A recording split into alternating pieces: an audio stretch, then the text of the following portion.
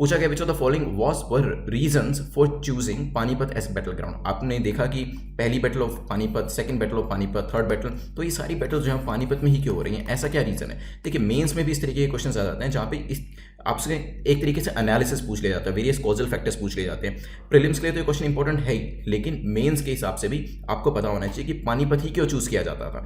इसमें 5-7 पॉइंट्स हम डिस्कस करेंगे और वो आपको मेंस के आंसर लिखने के लिए भी इनफ रहेगा। तो यहाँ पे पहला जो कॉज दिया है वो है Panipat had a strategic location. Panipat की जो लोकेशन थी वो स्ट्रेटेजिक थी, हो सकता है। प्रॉक्सिमिटी टू दिल्ली, दिल्ली से उसकी प्रॉक्सिमिटी थी, ये भी हो सकता है। Panipat has a flat ground, Panipat का जो ग्राउंड है वो फ्लैट ग्राउंड है, ये भी हो सकता है। Construction of GT road by Sher Shah Suri, Sher Shah Suri ने यहाँ पे एक जीटी रोड बना रखी थी, ये भी इसका रीजन हो सकता है। सोचिए क्या आंसर होगा, फिर डिस्कस करते हैं। चलिए डिस्कस करते हैं। तो अगर हम यहाँ पे मैप पे देखें, ये पानीपत की जो लोकेशन है ये स्ट्रेटेजिक थी, डेफिनेटली स्ट्रेटेजिक थी। क्यों? क्योंकि एक तो दिल्ली के पास थी, ठीक है, नॉर्थ वेस्टर्न जो रीजन था वो भी इसके पास पड़ता था।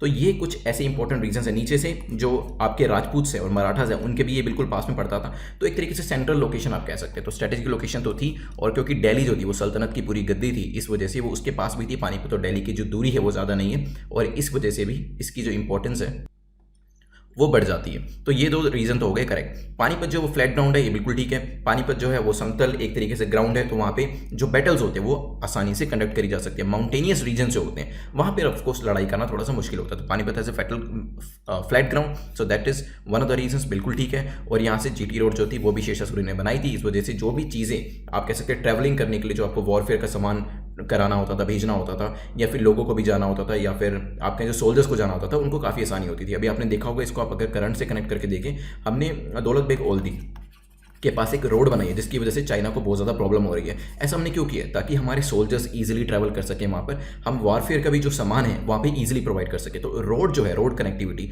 ये वॉरफेयर के लिए काफ़ी इंपॉर्टेंट होती है। तो इस वजह से पानीपत को सिलेक्ट किया गया। इसके अलावा एक चीज़ और भी थी, देखिए ये 4 पॉइंट्स तो आप मेंस में लिख सकते हैं, साथ में 5वां पॉइंट ये भी लिख सकते हैं कि जो रेनफॉल है वहाँ पे वो लिमिटेड अमाउंट में होता था। जो मॉनसून है वो एक शॉर्ट पीरियड ऑफ टाइम के लिए होता था। तो इसी वजह से जो आपकी जो बैटल्स चल रही होती थी, जो वॉर चल रही होती थी, उसमें डिस्टर्बेंस नहीं होती थी। ये नहीं होना चाहिए कि आप तो आज लड़ाई करने के लिए गए और फिर देखा बारिश हो गई और फिर इस वजह से सारा कुछ कैंसिल हो गया। तो यहाँ पे मॉनसून पीरियड काफ़ी छोटा सा था, इस वजह से भी लोग इस एरिया को, इस रीजन को प्रीफर करते थे। साथ में ही यहाँ पे जो लोग थे, पानीपत और हरियाणा, दिल्ली के आसपास के जो लोग थे, यहाँ पे आर्टिजन जो थे, आर्टिजन हो गए, स्मिथ्स हो गए, वो काफ़ी आप कह सकते हैं टैलेंटेड थे वॉरफेयर रिलेटेड मटेरियल बनाने के लिए। तलवारें बनानी हो या फिर उससे मिलता जुलता सामान जो भी लड़ाई के लिए ज़रूरी होता है, आपके बोज हो गए, एरोज हो गए, वो बनाने में ये काफ़ी माहिर थे। इस वजह से यहाँ पे जो टैलेंट आपको चाहिए होता था वो भी मिल जाता था। तो ये मैंने आपको 6 रीजन, 6 पॉइंट्स बता दिए जिसको आप मेंस में भी लिख सकते हैं। यहाँ पे हमारा आंसर जो होगा वो होगा डी।